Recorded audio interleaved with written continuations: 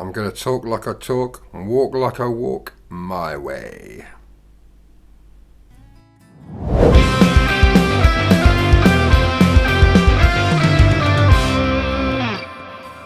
Yo, what's up? Welcome to Music and Stuff. I'm Rob Lewis and I'm in the middle of a heat wave here.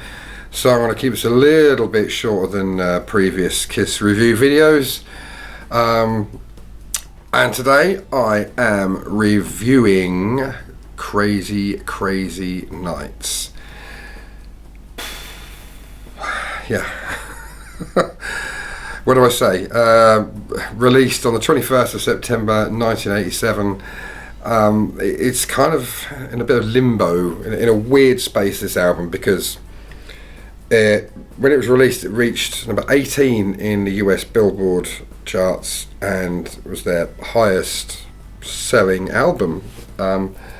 Also, one of their least forgiving albums now, because it kind of hasn't stood the test of time. It's very cheesy, very 80s, synthy kind of sound, which worked at the time but just hasn't aged well. So whilst the quality of the songs may still be good, the production, whilst well produced, is very dated. That's kind of an overview of the album. It's very much a Paul Stanley album, because Paul was kind of running things in the 80s because Gene Simmons was off doing his Hollywood career. But the album kicks off with the track Crazy Crazy Nights. So the album's Crazy Nights and the song was called Crazy Crazy Nights. And it was a bit of an anthem. It was like the first single from the album and was a massive hit, and it did well here in the UK as well, and is one of the band's most well-known mainstream songs. I've had a bit of a love-hate relationship with it over the years. I loved it when I first heard it, but I first heard it in 92, so it wasn't that out of date then. And then I kind of fell out of love with it, and then back in again. I saw him do it on the Sonic Boom over Europe tour in 2010. Was it? I think so. And it was, yeah, it was okay then. Sorry, the heat's making my brain go funny. It was okay when they did it live. They rocked it up a bit, less synthy, but it's all right. It's very much of its time, but it is a bit of an anthem. You know, references "We Love It Loud," "I Love It Loud," and that. I'll give it. I'm going to be kind because I've had a love-hate relationship with it. I'll give it a 7 out of 10. Be kind to it. Track 2 was I'll Fight Hell to Hold You. Now, I used to love this song as a kid. It's another Paul Stanley song, just like Crazy Crazy Nights. I just absolutely love this song. And there was a VHS came out at the time of the release of the album, and it had Crazy Crazy Nights, Reason to Live, and Turn on the Night. The videos were on this album, on this video. The music videos were on this VHS, and the introduction was the intro to I'll Fight Hell to Hold You, and then it went into Turn on the Night, which was a bit different, but it worked. Yeah, I'll Fight Hell to Hold You. One thing I have to say, I should have mentioned this at the offset. Paul Stanley's voice on this album is phenomenal. At this point in the Kiss career, that man could sing. Absolutely. Sometimes too high, as I'll come to in a bit. But yeah, his voice was hitting some superb notes that only dogs could hear in this track. But yeah, it's a great chorus. I think overall, production sounds aside, The song has aged okay. So I'm going to give I'll Fight Hell to Hold You an 8 out of 10. Then we get to... Thanks for watching this video. I really hope you're enjoying it. If you are, maybe you could just help out a small channel by pressing the like button, sharing it to your friends, hit the subscribe button and the alarm notification bell so you can keep up to date with my new videos, and just generally just watching them. It all helps. I'm just a small creator just trying to find my way in this YouTube metropolis. If you really want to help out as well, there's a link to my Patreon in the description and in my About section. So again, thanks very much for watching. Hope you enjoy the rest of the video. Then we get to track 3, Bang Bang You, a Paul Stanley song.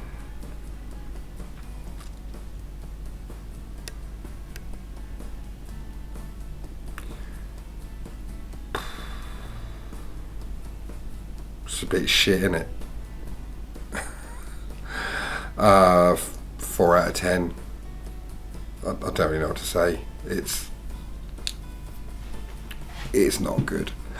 Track 4, No No No. It's a Gene song.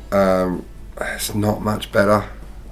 I'll give it a 5 out of 10, purely for the guitar solo at the start.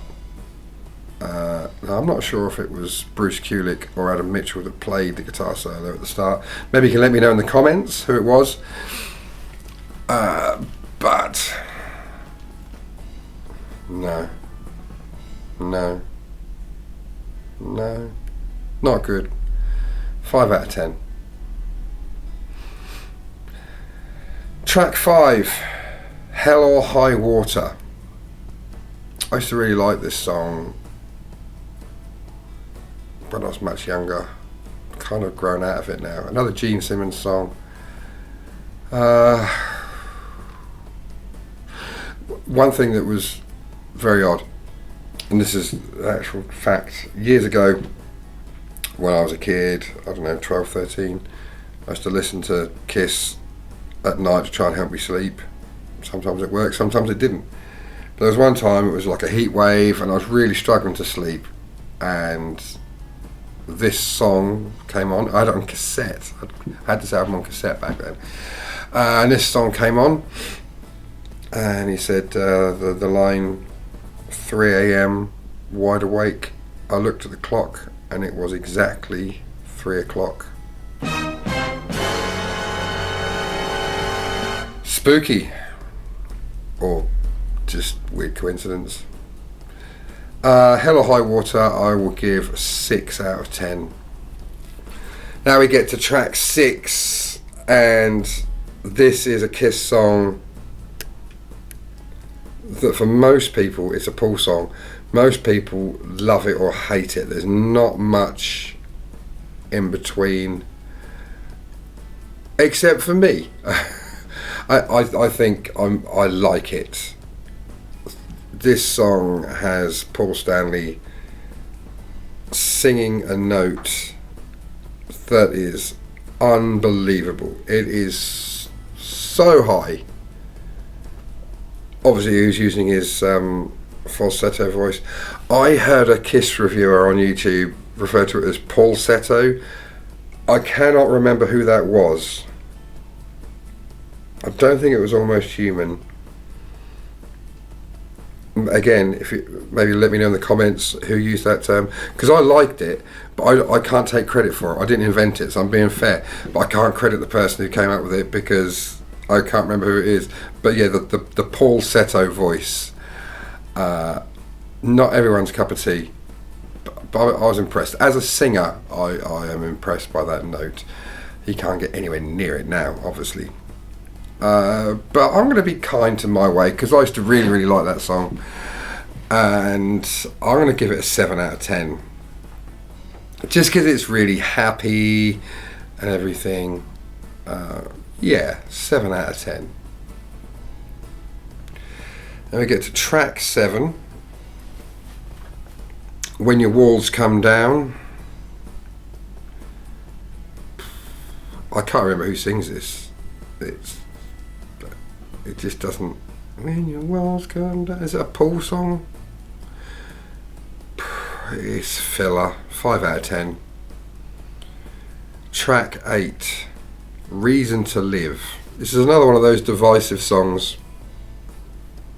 Some people love it, some people hate it. I love it. For me personally, I think it's the strongest song on the album. I really do. I think it's the strongest song on the album. It was a ballad. It was one of the first Kiss ballads I heard, because I'd only just started listening to Kiss, and my older brother had this VHS that I told you about that I wore out, I think, from playing it over and over again. But Reason to Live was the big ballad from the album, and it was a proper 80s power ballad. Very synthy, but it works. Chill out. It really works. Yeah, I love Reason to Live. I did a Kiss night during lockdown, played a bunch of Kiss songs, and this is one of the ones I did. Quite like playing it. I can't remember how to do it now. I know it had some like major 7 chords quite high up on the neck. But yeah, Reason to Live, I'm going to give... It was a Paul song. I'm going to give it a 9 out of 10. Yeah, I am. 9 out of 10. Strongest song on the album. Track 9. Good Girls Gone Bad. The Gene song. I don't mind it. I actually think it's alright. I'm going to give it a 7 out of 10. But I can't tell you why. I don't really know why. Does that make sense? It's alright. It does the trick. It does what it's supposed to do. It's an album track. She's a good girl gone bad. This will drive you mad. Yeah, 7 out of 10. Track 10. Turn on the Night. Paul song. I really like it. It's good. It's a happy little song. I think it was supposed to be another anthem, but it never really grabbed the attention of the fans like it was supposed to. But I think that was the plan. It was going to be another sing-along anthem for the concerts. Oh, I've got to stop yawning in my videos. It's the heat though. Turn on the Night, yeah, Paul song. I'm going to give it 7 out of 10. It's alright. Track 11. It's a Gene Simmons song, A Thief in the Night. Bit boring, if I'm honest. Not the best Kiss song. Not the best song on the album. Kind of filler, but in the wrong place on the album. I think they should have made the playlist, the running order a little bit different. Crazy Nights is a good opener, I think, but I would have ended maybe on Turn on the Night. With a fade out. But Thief of the Night, 6 out of 10. I think maybe that's been a bit kind.